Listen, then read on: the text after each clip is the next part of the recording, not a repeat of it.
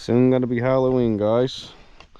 Today we're gonna do a video on the 2016 Honda Civic with the 1.5 turbo, and we're gonna be talking about the maintenance minder codes and what they mean. And this thing is well due for a service. Since the wife got her new job, we're not traveling near as much with this thing, so it's taking longer to put the miles on it.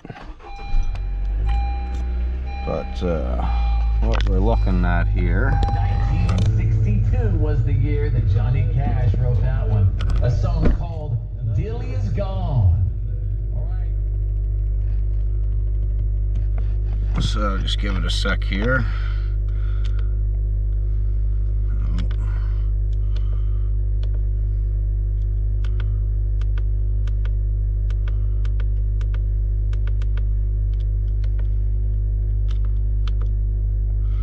Alright, here we are. So right now the car is showing A1259. So there's multiple things going on here. So let's start with the basics. Now hopefully your car isn't showing all this stuff, because this can get fairly expensive. But we're gonna start with 1.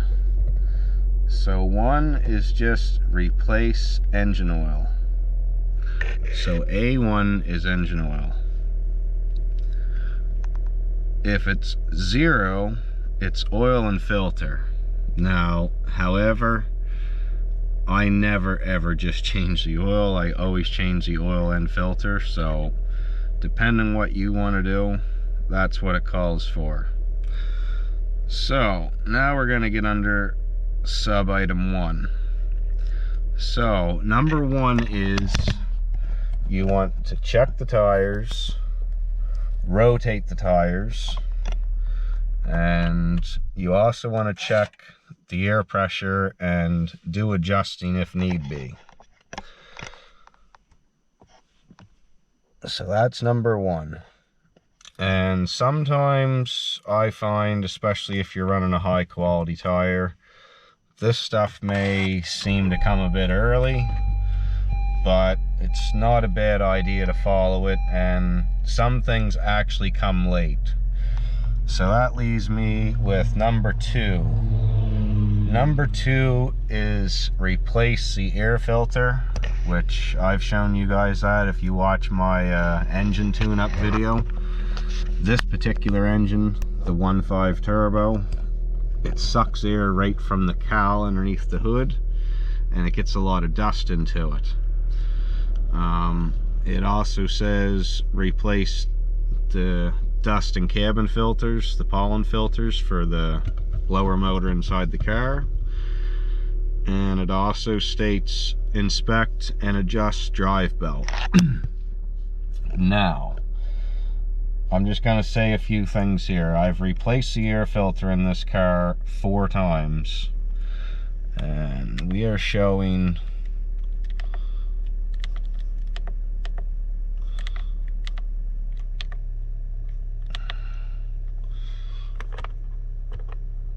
$270,000 kilometers on the car. Okay, the drive belt is original.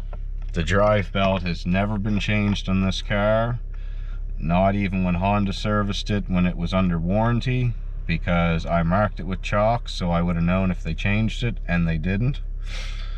So 270,000 kilometers, and we're still running the original drive belt.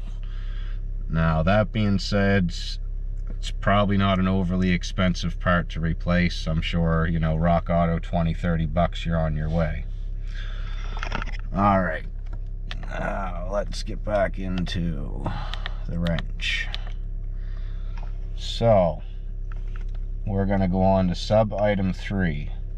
Sub item 3, and I would definitely do this when this pops up. Number 3 is your transmission fluid, or your CVT fluid, whether it's manual, automatic. Ours is the CVT model, the EXT. So It has the paddle shifters, and it shows, I believe, 7 gears when you're shifting. So number 4 is your transmission fluid. So number 3 is your transmission fluid. So don't ignore number 3. Number 4. Now there's another one that's controversial, and I'm gonna just tell you my personal experience with it. Number 4 calls for spark plug replacement and inspect valve clearance. Now, again, you guys can do what you want, but these cars have a factory platinum spark plug into them. They're not what you'd call cheap. Even from like a supplier like Rock Auto, they're still a fairly expensive plug.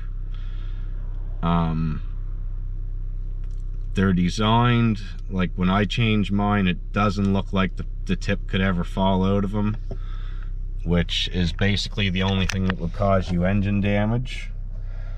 But I've replaced the spark plugs in this car twice with 270,000, and I really don't think either time I did it that it needed to be done. I just did it because, you know, once you get around 100,000 kilometers on a set of plugs, I just like to take them in and out so they don't season the engine, for one. But with these newer platinum plugs, I really don't think it's 100% necessary. If you wanted to ignore that, you probably could, until you notice like maybe a cold start, misfire, or engine hesitation. But this engine has always performed flawlessly. But again, I did change my spark plugs, but this is not really what I'd call a high performance engine. So I mean, it's a controversial issue.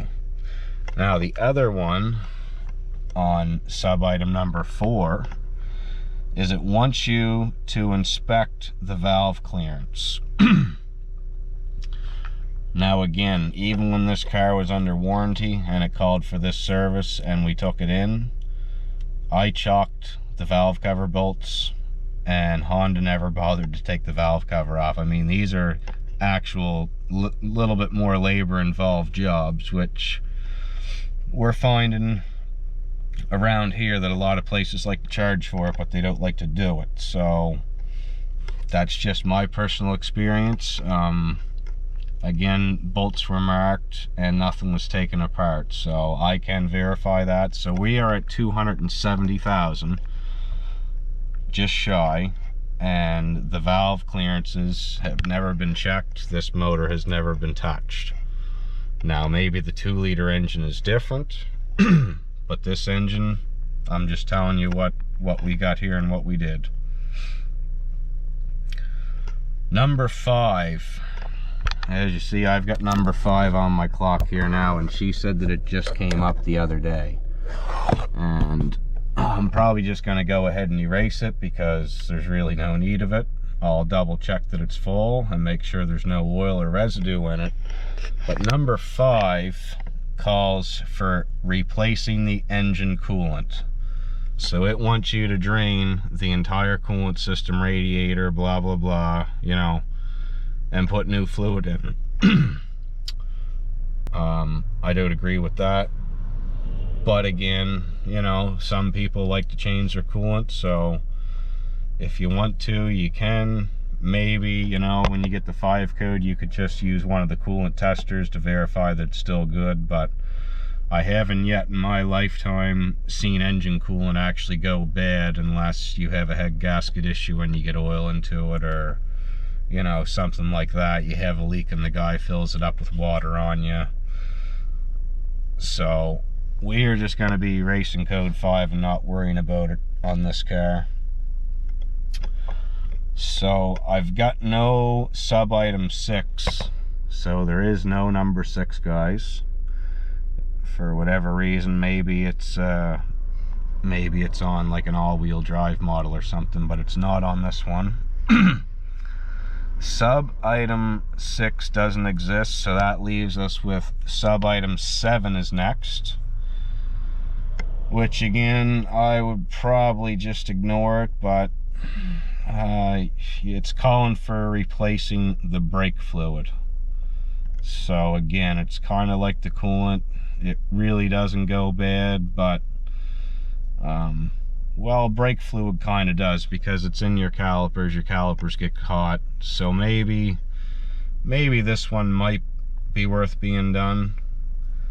But this car, I don't know. I can't honestly say and remember for sure if it ever called for number 7 yet, but we're at 268 and change, and I have not put any new brake fluid in this car other than when we changed the caliper. So we had a caliper seize up, that was it.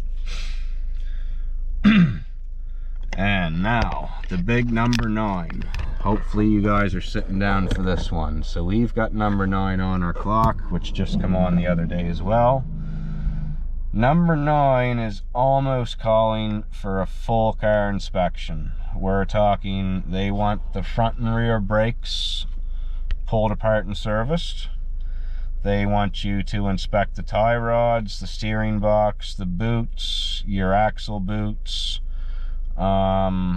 They want you to inspect the suspension, which if you watch my other video, 270,000, the back shocks are just about rotted right off of this thing. So this is good stuff in a way. At least if you don't do it, if you're mechanically inclined yourself, it's all good stuff to check. I mean, anyone can be oblivious and ignore it, but at least if you checked it, you know it's good, then you're good to go.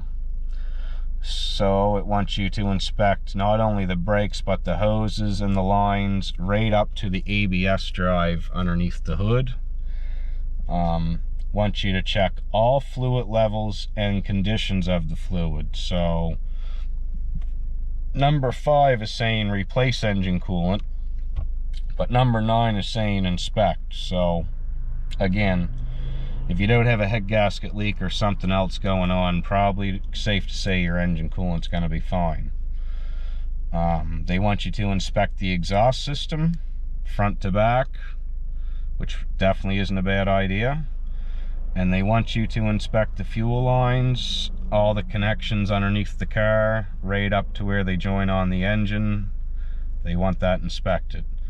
And again, that's not bad stuff to do, especially, you know, I'm pretty sure that number 9, this is the first time it's come on in this car, and it's getting up there in kilometers. So again, not a bad thing. So that is all the codes that you're going to see on your 2016 Honda Civic with the 1.5 turbo CVT transmission. And this is a high mileage one, obviously, probably one of the higher ones out there, and it's still a really great car. There's really no big flaws and no big expense to owning one of these, and super easy on fuel.